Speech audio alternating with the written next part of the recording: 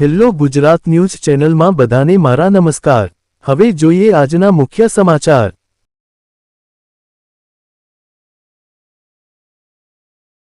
આજે ભારતના રાષ્ટ્રપતિ શ્રીમતી દ્રૌપદી મુર્મુનું સાસણગીર હેલિપેડ ખાતે ઉષ્માસભર સ્વાગત કરવામાં આવ્યું।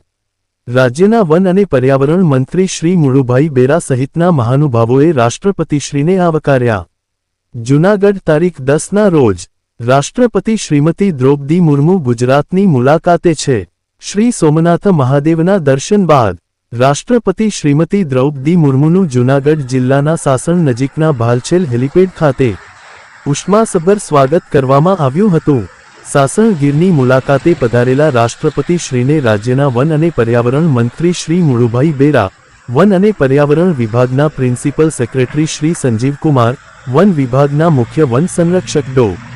એપી સિંઘ, કલેક્ટર શ્રી અનિલકુમાર રાણાવસિયા અને જિલ્લા પોલીસ વડા શ્રી સુબોધ ઓડેદરા સાહેબે પુષ્પગુચ્છ અર્પણ કરી આવકારી સ્વાગત કર્યું હતું।